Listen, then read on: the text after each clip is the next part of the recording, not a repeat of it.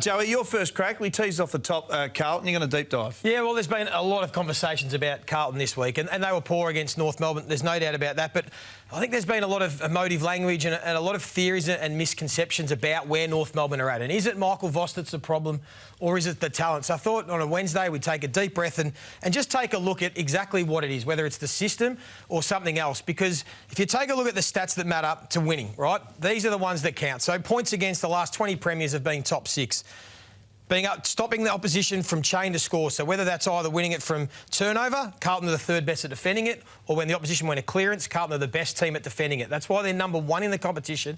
Chain to score against 18 of the last 20 premiers have been top 6 in that category. And they win the ball back. They win the ball back closer to goal than any other team, second in the competition for intercepts, and they're 4th for scores against inside their defensive 50. So tick. The defence is in really good shape. That's part of their system. Then you take a look at their attack. So speed of ball, which we're going to talk about in the second segment, they move the ball pretty quick. They are trying to move it well. And D50 to inside 50, they actually do move it as well as most teams in the competition. And the other one that's important, 20 out of the last 20 premiers have been top 6 for inside 50 differential. So Carlton generate the 4th most entries, and they concede the 2nd least. It's a pretty strong system and profile. That's on top of what we already know about them being a really strong contested ball, clearance, pressure and time in half team. So why is it going so wrong? Where is the frustration coming from? And it is clear as day because they can't turn any of these intercepts and clearances and inside 50s into scores because they are by far the worst kicking team in the competition. So that kick rating going inside 50, they are almost twice as bad as 17th, which is Melbourne, for going inside 50. Wow. That is what is killing them. They can't finish any of their plays. So when you take a look at some of the vision, this is now where I think the issue lies for me, having a look at it, because it is clear.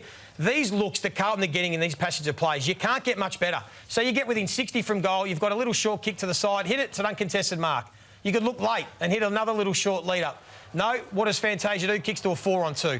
And you'll see Charlie Curnow in all of these, and I'll touch on him at the end. But Carlton have tried to work on their ball movement. I think they're doing it better. So here you get a handball received, Durden. Drive your legs. Look at the space out the back. You get it out the back there with penetration, you get a shot on goal. Durden doesn't have the penetration in his leg. He doesn't drive, and it's a dinky little 45-metre kick that sits up and gets killed out of bounds. Here's another look. You can't get a much better look. Chera's meant to be one of their better users. If he looks off the line, look out to the right. There's 2 players free inside 50. Nah, he goes straight line, straight over Charlie Curnow's head. Here's another example. So this went on. I could have showed 13 or 14 of these clips watching the game. Here again, you're not going to get much better look. Time and space. Now, if this is Geelong or Collingwood, they hook this ball to the advantage side and put it to the pocket, and Jeremy Cameron leads into it. Charlie Curnow, Mitch McGovern are crying out for it there. But they kick it straight at them. So here's Hewitt streaming out, shoulders out. Look where Charlie Curnow wants it. Kick it out to the side and let me run onto it and lead and use my athleticism.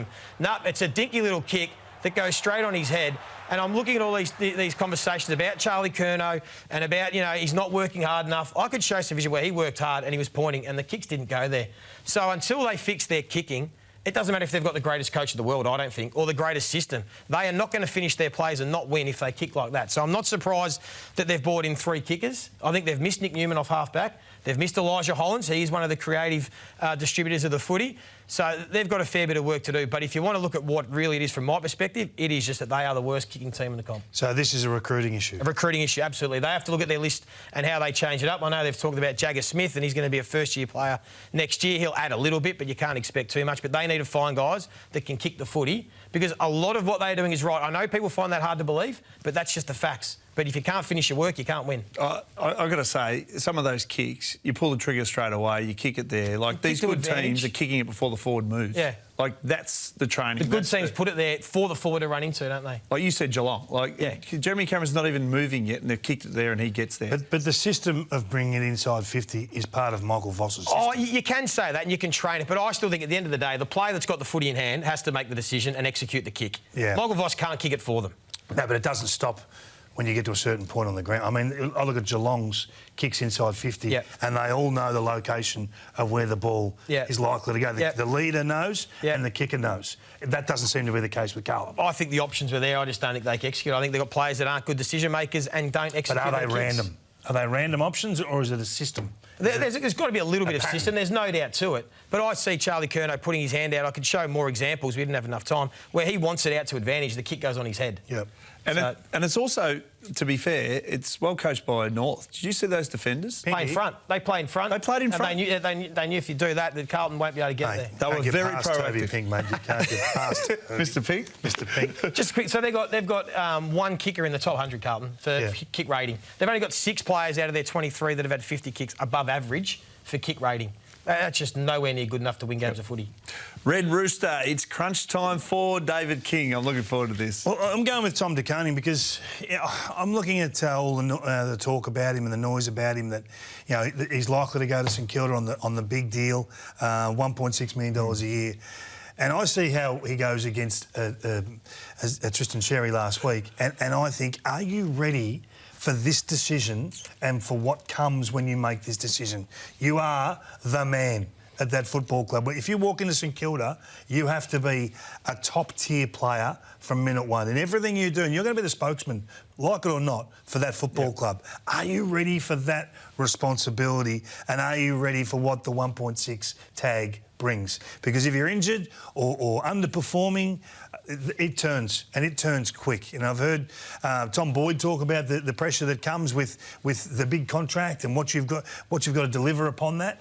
This is a huge decision as to what it brings. I mean, you're still going to get good money at Carlton if you stay, and you're still going to.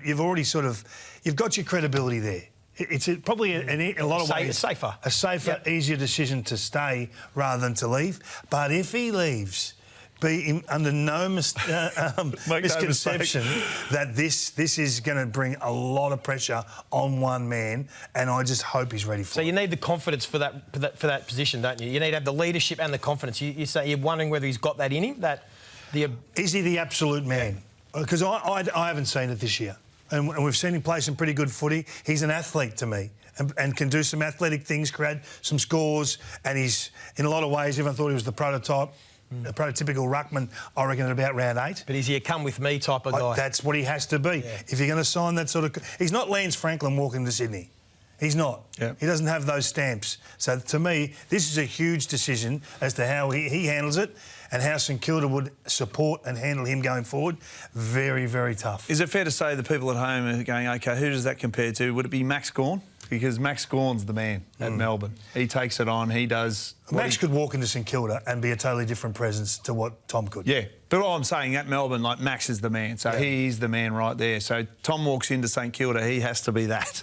Every week. And I just get an uncomfortable feeling that a player... And I understand the finance is huge. To put yourself in that position is a significant shift and a big move in terms of what you must deliver upon from minute one. Joey, you're the St Kilda man. Just put your Saints scarf on for a second. I'll still take him. Worry about it later. Doubt. Yeah, I think so. But yeah, that's going to be it is going to be a challenge for him. He's going to have to, as you say, put the hand out, put your hand up. Put it out. You've got to put it up. So he's going to have to back up what he's earning and perform to that levels. But I think St Kilda are confident that he can. Yeah, well, you guys wouldn't remember kindergarten, but you know when you walked in and you saw a new toy? You can.